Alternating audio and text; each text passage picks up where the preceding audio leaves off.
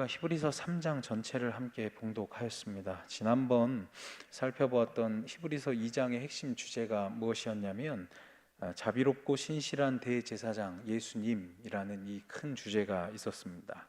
오늘 3장도 같은 주제가 계속 이어집니다. 이번에는 신실함의 대명사 구약의 모세와 비교하며 예수님의 신실하심을 강조하고 있습니다. 그리고 이것은 이제 다시 믿는 우리들의 신실함에 대한 요구로 이어지고 있는 것입니다.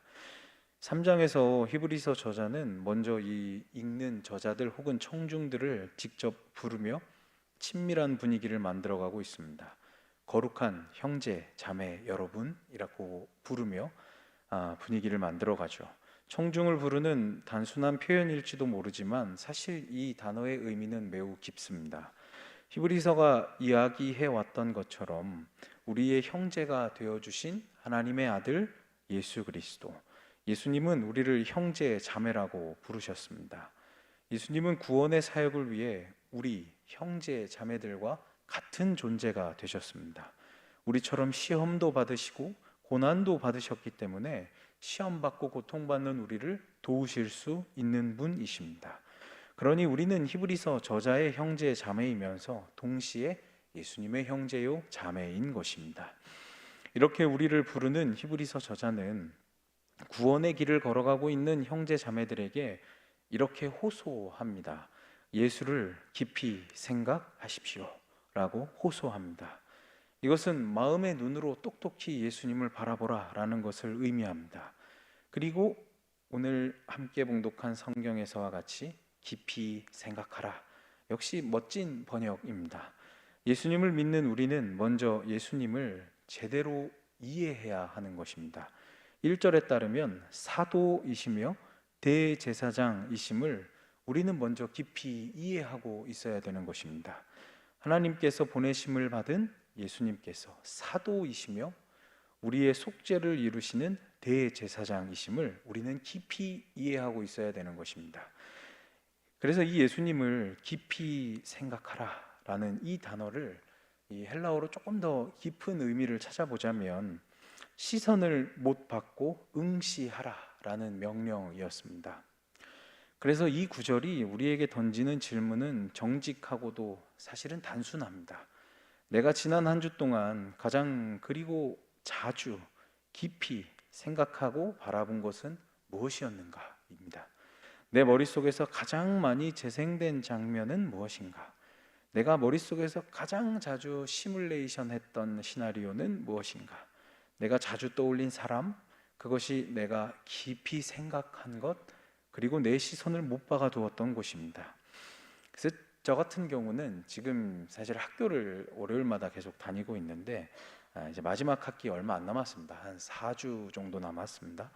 근데 이제 학기가 끝나가니까 과제들이 많고 발제도 너무 많아서 내내 어떻게 써야 되나, 뭘 써야 되나, 다른 사람들 어떻게 썼나 이런 고민을 계속 오늘 아침까지도 계속 고민하고 있었습니다. 그래서 이 사실을 보며 저는 사실상 한 주 혹은 2주, 5월 동안 학교나 학업에 대해서 깊이 생각하고 있던 것이죠. 그런 저에게도 혹은 그 누구에게라도 깊이 생각하는 것이 예수님이 아니라면 여기 히브리서 3장 1절의 말씀은 우리에게 큰 도전이 되는 것입니다. 우리는 살아가다 보면 신앙을 결심 혹은 결단으로 생각하곤 합니다. 근데 오늘 히브리서는 생각 그리고 더 자세하게는 시선이라고 이야기합니다. 작심삼일이라는 말이 있죠. 마음 먹은 것은 자주 흐려지지만 시선은 자꾸 무엇을 보는가에 따라 이 시선의 능력은 길러질 것입니다. 우리 삶의 순간에 항상 예수님의 장면을 떠올리며 예수님을 바라보시는 훈련을 해 나아가시는 저 여러분들 되시길 바랍니다.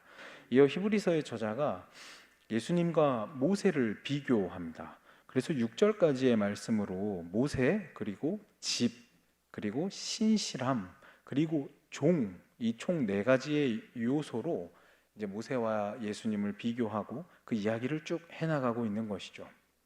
모세는 하나님의 온 집에서 종으로 신실하였습니다. 그런데 예수님께서는 하나님의 집 위에 아들로서 신실하셨다. 그리고 집을 지은 사람이 집보다 더 존귀하다. 그리고 예수님은 모세보다 더 큰 영광을 누리시기에 마땅하신 분이시다. 이런 이야기. 이 예수님이 우리가 주목하고 깊이 생각해야 될 분이신데, 이제 저자는 밝히지 않은 한 가지의 사실을 밝히고 알려주고 있습니다. 예수님이 다스리시는, 하나님이 다스리는 이 하나님의 집이 다름 아닌 우리라는 사실을 밝히고 있죠. 6절을 보시면 우리가 소망의 확신과 자랑을 끝까지 굳게 잡고 있으면 우리는 그의 집이라 라고 밝히고 있습니다. 근데 이 집이라는 정체성은 무조건적인 것은 아닙니다. 만일 무엇을 하면 무엇이면 이라는 긴장이 있다라는 것이죠. 그래서 신앙은 시작하는 것만큼 이 과정과 끝맺음도 중요하다라는 이야기입니다. 이 모세와 예수님의 비교, 그리고 우리가 이 하나님의 집이라는 말씀을 통해서도 우리는 깊은 메시지를 발견할 수 있습니다. 먼저 중요한 점은 이 2절을 세 번역으로 한번 읽어보면 이렇게 번역을 해두었습니다. 예수께서는 모세가 하나님의 온 집안에 성실한 것과 같이 자기를 세우신 분에게 성실하셨습니다. 이렇게 2절을 번역했습니다. 모세와 예수님 모두에게 성실이라는 단어를 쓰고 있다라는 것입니다. 그래서 이게 뭘 의미하냐면 히브리서가 예수님과 모세를 비교할 때 모세를 이렇게 인간적으로 깎아내리면서 예수님을 높이려 하지 않았다라는 의미인 것이죠. 이 말씀은 민수기 12장 7절의 인용인데, 민수기에 보면 이렇게 되어 있습니다. 내 종 모세와는 그렇지 아니하니 그는 내 온 집에 충성함이라. 하나님께서는 모세를 충성된 자로 칭찬하셨습니다. 이 명예로운 칭호를 지금 모세에게 그대로 사용하고 있는 거, 그 위에 예수님의 영광에 대해서 지금 이야기하고 있는 것입니다. 그래서 이 히브리서 저자의 시각과 자세는 우리가 사람을 볼 때 필요한 자세, 그리고 시각에 대해서 알려주는 것만 같습니다. 우리는 보통 사람을 볼 때 양쪽 극단으로 좀 나뉘곤 하죠. 어떤 사람 혹은 특정 인물, 좋아하는 사람 혹은 영적인 인물을 볼 때 엄청나게 높이면서 칭찬을 하든지, 아니면 굉장히 엄격한 눈과 잣대로 바라보는 것, 조금 이렇게 이분해서 사람을 바라보곤 한다는 것이죠. 근데 히브리서는 제3의 길을 안내하고 있습니다. 신실하고 훌륭한 사람은 신실한 사람으로 인정하지만 그 신실함과 훌륭함을 예수님과는 혼동하지 말아라 라는 것입니다. 5절에서 6절을 보면 모세를 종으로 신실하였다 라고 평가하고, 그리스도는 아들로서 그와 같이 하셨다라고 이야기합니다. 그러니 종은 종일 뿐 종을 아들로 착각해서는 안 되는 것이죠. 우리 삶에서 우리를 신앙으로 이끄는 수많은 훌륭한 분들, 그분들은 주님의 종입니다. 그리스도가 아닌 것이죠. 그래서 그분들은 흔들릴 때도 혹은 실수할 때도 있습니다. 그러나 우리의 신앙은 그분들에게 매여 있는 것이 아니라 예수 그리스도께 매여 있다라는 것을 기억하시길 바랍니다. 그리고 6절 후반부에는 우리는 하나님의 집인데 그것에 조건이 있다라고 말씀을 드렸습니다. 그래서 어떤 조건이냐면 끝까지 굳게 잡고 있으면 이라는 이 조건이었습니다. 이것은 꽤 우리에게 무거운 적용입니다. 신앙의 시작이 멋지고 훌륭하다고 해서 그 끝맺음까지 보장되는 것은 아닙니다. 첫 회심, 첫 만남, 첫 부흥, 첫 헌신의 결단들, 이것은 신앙의 출발점이지 결승선이 아닌 것이죠. 그러니 20대의 신앙으로 30대를 살 수는 없는 것입니다. 30대의 신앙으로 40대를 살 수는 없는 것이죠. 그러니 우리는 매 시기마다 새롭게 견고하게 이 예수님을 붙잡고 있는지를 한번 점검해 봐야 할 것입니다.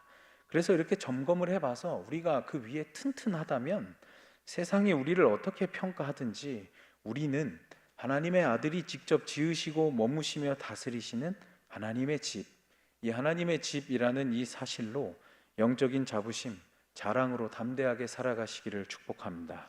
이제 3장의 후반부의 말씀입니다. 3장 7절부터 19절까지 말씀은 히브리서 저자의 강해입니다. 강해. 시편 95편을 인용하면서 출애굽의 기적을 맛보고도 불신앙으로 멸망했던 이스라엘의 역사를 지금 현재의 경고로 연결하며 강해하고 있는 것이죠. 그래서 7절을 보시면 그러므로 성령이 이르신 바와 같이 오늘 너희가 그의 음성을 듣거든. 여기 오늘이라는 이 헬라어 세메론이라는 단어가 이 전체 단락에 기둥 혹은 신학적인 닷 역할을 하고 있습니다. 광야 세대에 주어졌던 그때 오늘의 결단의 순간이 지금 히브리서를 읽는 당시 저자와 그 사람들, 그리고 오늘 읽는 우리 모두에게 이 말씀이 그대로 적용되고 있는 것이죠. 시편 95편 7에서 8절을 보면 이렇게 되어 있습니다. 그는 우리의 하나님이시요 우리는 그가 기르시는 백성이며 그의 손이 돌보시는 양이기 때문이라. 너희가 오늘 그의 음성을 듣거든 너희는 무리바에서와 같이 또 광야의 마사에서 지냈던 날과 같이 너희 마음을 완악하게 하지 말지어다. 그때 너희 조상들이 내가 행한 일을 보고서도 나를 시험하고 조사하였도다. 시편에서 말하는 이 오늘은 생각해보면 이 시편을 쓴 시인이 진짜 살았던 오늘이었습니다. 근데 이 단어가 이제 이 시편을 성령의 말씀으로 받아들이고 듣는 히브리서의 저자와 독자들의 오늘이 되고 있는 것이죠. 과거의 말씀이 성령님을 통해서 오늘을 위한 말씀으로 새롭게 우리에게 울리고 있다는 이야기입니다. 그러니 들어라 이스라엘아, 쉐마 이스라엘이라고 부르시던 하나님은 지금도 자기의 백성들이 하나님의 음성에 귀 기울이기를 원하신다라는 말씀입니다. 하나님의 음성이 우리에게 들려올 때 우리가 하면 안 되는 최악의 선택은 하나님의 그 음성을 무시하는 것입니다. 하나님이 이것을 경고하시죠. 8절에 너희 마음을 완고하게 하지 말라라고 이야기하십니다. 여기 완고하다라는 것은 딱딱하게 하다라는 의미가 있습니다. 딱딱하게 굳어버린 마음, 이 마음은 하나님을 무시하고 내 생각, 나의 마음, 나만을 고집하는 그 불순종의 태도인 것이죠. 하나님의 명령을 거부하고 이스라엘을 내보내려고 하지 않았던, 고집을 부렸던 이집트 바로의 완고함이 좋은 사례입니다. 흥미로운 부분은 출애굽기 7장부터 10장까지 쭉 그 이야기에서 바로의 마음을 좀 완악하게 강팍하게 하셨던 하나님이셨습니다. 그러나 본문에서 이스라엘은 광야 한복판에서 자기들 스스로 마음을 완고하게 완악하게 강팍하게 했습니다. 그리고 그 완고함의 결말은 바로의 결말과 똑같았다라는 사실입니다. 그래서 이곳에서 중요한 점이 무엇이냐면 9절을 보시면 40년 동안 나의 행사를 보았느니라. 그들이 보았다라는 게 중요합니다. 그 광야의 세대가 하나님의 일하심을 보지 못해서 마음이 완악하고 완고해진 게 아니라는 사실입니다. 이것이 우리에게도 주는 가장 큰 도전인 것이죠. 나의 행사를 보았느니라. 이 광야의 세대 사람들은 만나와 메추라기, 또 반석의 물, 구름 기둥, 불 기둥, 10가지 재앙, 홍해를 가르시는 사건, 이 모든 걸 다 보았습니다만은 그 보았던 것이 하나님을 신뢰함으로 이어지지 않았습니다. 결국 증거 부족의 문제가 아니라 본 사람의 마음의 문제라는 것이죠. 우리도 마찬가지일 것입니다. 우리도 부흥도 보았고 응답된 기도도 경험했고 귀한 말씀들도 많이 듣고 하나님의 음성도 듣고 회심한 훌륭한 분들의 간증도 들었습니다. 그러나 그 옛 경험과 보고 들은 것만을 붙들어서 오늘을 살 수는 없다라는 것이죠. 어제의 추억이 아니라 오늘 하나님의 말씀을 듣고 시편과 히브리서 속에 그 오늘의 음성을 내가 지금 살아가는 이 순간의 오늘의 말씀으로 듣고 받아들이고 적용하며 살아가야 될 것입니다. 주목할 점이 무엇이냐면 히브리서 저자가 인용했던 시편 95편의 9절을 한번 보면 이렇게 이야기합니다. 그때에 너희 조상들이 내가 행한 일을 보고서도 나를 시험하고 조사하였도다. 히브리서 본문 9절과도 정확히 연결되는 구절입니다. 너희 열조가 나를 시험하며 증험하고 라고 되어 있었죠. 시험이라는 것은 본디 하나님께서 인간을 향해 하시는 행위입니다. 그런데 인간이 하나님을 시험했다라고 말씀하시죠. 증험하다라는 단어는 보통은 금속의 순도를 테스트하는 용어입니다. 그래서 구약에서는 대부분 하나님이 사람을 연단할 때 사용하는 단어입니다. 이 증험이란 단어는요. 그런데 여기서는 완전 정반대죠. 사람이 하나님을 검증하려고 했습니다. 사람이 하나님을 시험하려고 했던 것, 사람이 하나님을 검증하려고 했던 것, 이것이 이 시편에 나왔던 광야 세대의 가장 큰 죄였던 거죠. 이스라엘 사람들은 하나님이 정말 우리와 함께 계시냐, 우리의 요구가 채워지면 똑바로 믿겠다, 우리의 불안을, 이 걱정을 해결해 주면 순종하겠다라고 검증의 대상으로 하나님을 두었습니다. 근데 오늘 이 말씀을 읽는 우리도 사실은 비슷하죠. 순종 이전에 하나님께 어떤 것을 요구하곤 합니다. 자주 신앙의 형식을 갖춘 채 하나님을 시험하기도 한다라는 이야기입니다. 하나님, 제가 이러한 기도 제목이 있는데 이것이 응답되면 잘하겠습니다. 하나님, 이 기도가 이루어지면 제가 어느 부분에 헌신하겠습니다. 하나님, 제가 하고 있는 이 일과 이 프로젝트가 잘 되면 교회에 다시 잘 나가겠습니다. 이런 조건들 말입니다. 이 모든 조건부 신앙은 본질적으로 이스라엘이 광야에서 지었던 죄와 똑같습니다. 시험. 광야 세대가 하나님에 대해서 무관심 때문에 망한 게 아니라 이 조건 붙은 신앙의 죄 때문에 망했다라는 것이 무겁게 생각해 볼 지점인 것이죠. 그래서 우리는 어디로 가야 되냐면 13절로 우리는 가야 됩니다. 오직 오늘이라 일컫는 동안에 매일 피차 권면하여 너희 중에 누구든지 죄의 유혹으로 완고하게 되지 않도록 하라. 앞선 쭉 이야기했던 이 위험에 빠지지 않는 방법을 제시해주고 있습니다. 매일 서로 권면하라. 그래서 오늘이라는 이 시간 동안에 일방적으로 하는 게 아니라 서로 지속적으로 권면하라라는 말씀입니다. 13절에 마음이 완고하게 되는 것의 이 메커니즘을 정확하게 히브리서 저자는 분석합니다. 뭐 때문에 그러냐면 죄의 유혹 때문에, 욕망, 욕심, 죄 때문에. 죄는 우리에게 직접 마음을 완고하게 해라라고 말하지는 않습니다. 그런데 삶에서 이 정도는 괜찮지 않을까? 아주 작은 것부터 괜찮다고 여기게 하죠.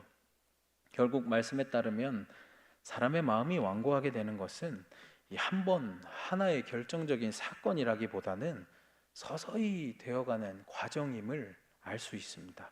그 추진력이 무엇이냐면 죄의 유혹인 것이죠. 그래서 이 말씀은 사실 굉장히 도전적입니다. 우리는 신앙생활을 하면서 저도 사실은 그렇게 좀 생각해왔습니다만은 신앙이라는 게 하나님과 나 사이에 사실 개인적인 거 아닌가? 내가 말씀을 읽는 거고, 내가 하나님께 나와 기도하고, 내가 하나님 앞에 결단하고 헌신하면 되는 거니까. 근데 본문은 완전 정반대로 이야기하고 있다라는 것이죠. 혼자서는 마음의 완고함을 막을 수 없다가 히브리서의 진단입니다. 죄의 유혹은 내가 알아챌 수도 있지만 사실 알아채지 못할 때도 많이 있는 것이죠. 그렇기에 다른 사람의 시각이 필요한 것입니다. 우리가 레위기를 배울 때에도 자기 자신은 죄인지 모르지만 다른 누군가가 이야기해줘서 주님께 제사를 드리는 장면을 함께 살펴보지 않았습니까? 매일 우리를 봐주고 살펴보고 권면해주고 사랑의 이야기를 해줄 누군가가 필요하다라는 것이죠. 근데 우리가 이 피차 권면이 좀 어려운 이유는 그것을 간섭으로 여기기 때문이죠. 저희 아내가 저에게 권면할 때도 저도 이게 잘 못 받아들이거든요. 간섭한다고 생각해서. 이 사랑인데 사실은 간섭으로 여기기 때문입니다. 그러나 이제 본문이 이야기하기를 권면받지 않는 신앙은 완고해 줄 수밖에 없는 신앙이다라고 이야기하고 있습니다.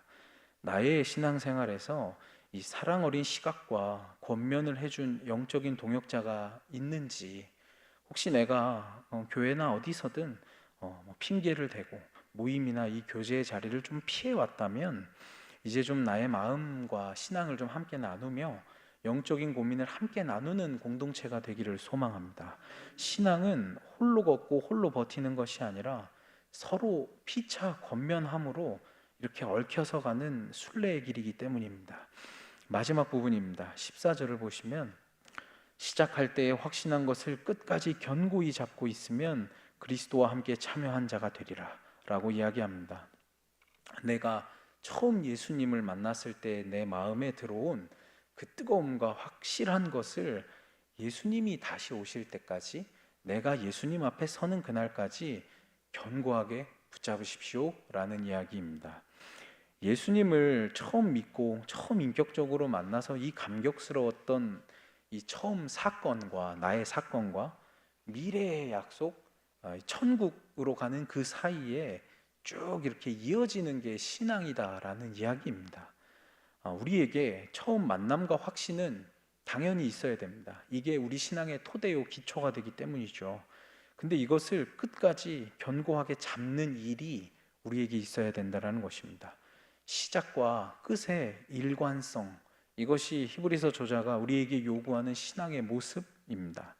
나의 신앙의 이 확신이 이전보다 더 견고해졌는지 혹은 흐릿해졌는지, 이것이 좀 흐려졌다면 시간이 흘러서 그런 게 아니라는 이야기죠. 13절에 보았듯이 죄의 유혹 때문입니다. 그래서 우리가 매일 오늘의 시간 동안 우리의 시선을 예수님께로 고정해야 되는 이유가 여기에 있습니다. 옛날에는 지금처럼 핸드폰이나 뭐 내비게이션이 없던 시절에 사막을 건너서 여행을 하려면, 이를테면 뭐 실크로드 같이 말입니다. 여행을 하려면 제일 위험한 게 뭐냐면 신기루가 위험하다고 합니다. 엄청 덥고 갈증이 있고 너무 몸이 힘든데 저 먼 곳에 물이 있는 오아시스가 보이는 것 말이죠. 현실적으로 굉장히 매력적이죠. 그렇게 힘들 때 오아시스가 보이는 것 같은 신기루는요. 근데 중요한 건 지도나 혹은 뭐 별자리나 주변에 있는 지형지물 혹은 오아시스의 위치 정보, 뭐 사람의 도움, 이런 거를 다 무시하고 내 시각에만 이끌려서 신기루를 쫓아가다 보면 결국 그 여행자는 사막에서 죽음을 맞이하게 되어 있다라는 것입니다. 당시 이 히브리서 성경 시대의 성도들에게 로마의 핍박을 피할 수 있는 유대교로 돌아가는 것은 이 자신들의 고통과 타는 목마름을 채워줄 이 오아시스처럼 보이는 영적인 신기루였다라는 이야기입니다. 당장 내 눈앞의 고난을 피하기 위해서 뒤로 물러나고 좀 타협하고 싶은 이 신기루는 우리에게도 적당히 이 정도는 타협하며 살아가도 되지 않을까, 편안한 신앙생활을 좀 해도 되지 않을까라는 이름으로 우리에게 다가옵니다. 그러나 히브리서 저자는 본문에서 강력하게 외치죠. 이 영적인 신기루 앞에서 마음을 완고하게 하지 말고 오직 영원한 대제사장이시며 사도이신 예수 그리스도께 너희들의 시선을 고정해라 라고 외치고 있습니다. 우리가 걸어가는 이 구원의 길 혹은 광야의 길이 나 혼자 걸어가면 신기루에 속기 쉽지만 서로가 서로를 붙들어주며 피차 권면하며 걸어갈 때는 속지 않고 올바른 곳에 다다를 수 있게 될 줄로 믿습니다.